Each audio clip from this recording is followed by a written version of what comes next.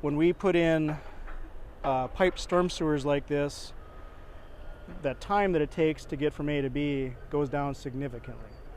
So throughout this neighborhood, there's like if you go up to the top of the hill, there's some storm sewers that collect some of that drainage, and then it actually goes down in the coulee over there and then takes a long run around and then goes back in a pipe here and then used to go to that pond. So now we're intercepting that drainage. Instead of it going overland, we're grabbing some of that down here on 11th and a half and bringing that into the pipe. And then right by your sign there's an open channel that drains this entire Southwest Knolls subdivision. It goes through that channel and then kind of dumps into a basically it looks like a manhole that's sticking up through a pipe and then goes down to that system. We're replacing, I think it's a 24 or a 36 with a 54-inch storm sewer. So it was undersized before, so we would skip over that thing and then come down and then use the road to get down to the underpass. So now we're piping all this into the pond. It makes the system more efficient, which means you need a bigger storage volume because it's getting there faster. Right. The other thing is we've designed this system so the project stops 300 feet back so that we can put a turn lane. We designed that storm sewer so that I can go all the way up the hill. The end of the storm sewer actually ends about where CVS is, a little bit to the north. So this drainage area is massive. When they designed this roadway back in the 80s, they picked up some of these inlets and they just piped them over the side of the hill. So like there's a big one that goes, where Don Keller lives over here? Well, it goes right in Don's backyard. And so as we reconstruct the roadway up the hill, we're going to grab these. Instead of putting all that water across private property, we'll bring it into the system and then into this pond. So we need the ponds bigger today than what we actually need today because we're expanding this system someday when we reconstruct 16th. Like at 54-inch, how much future growth does that give us? What do we got? Well, so this drainage basin is all built out. Okay.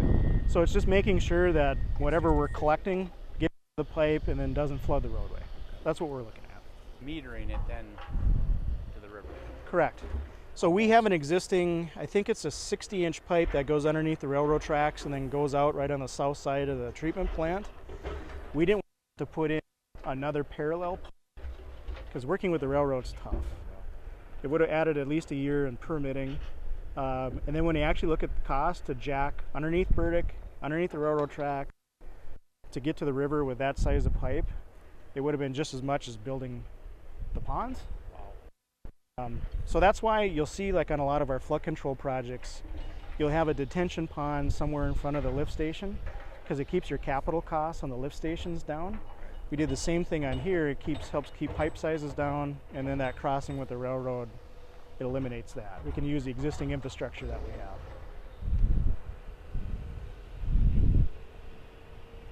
Yeah, so they just took all this dirt, instead of hauling it away and having that trucking cost, we just pushed it here on this land that can't be used for anything else. Now, do we own this as well? We own it, yeah, okay. We do. Huh. A lot of work. So right now, obviously Burdick is paved. They have gravel all the way up to the intersection at 11th. Now they're doing right now, out of that intersection. They have a milestone date of August, I think it's 14th, to have the section back open. Okay. The signal won't arrive until probably October, November, so that's a separate completion date. Project's on schedule. They had 45 days to complete all that work on Burdick, and they met it, and they're actually a little bit ahead. Is there something left? But the only thing they got to come back for, so it's temporary striped right now. Sure. Because we can't put permanent asphalt striping on, so it has to cure out for 2 weeks. Yep. So typically what we'll do is we'll put just a water-based cheap paint on there to mark it for safety so we can open it. Then after the cure period, we'll come back. It's actually ground, so we grind in, we groove in those pavement markings, and we'll put, I think these ones are plastic. Sometimes we'll put in epoxy paint, just kind of depends on the amount of traffic on the roadway.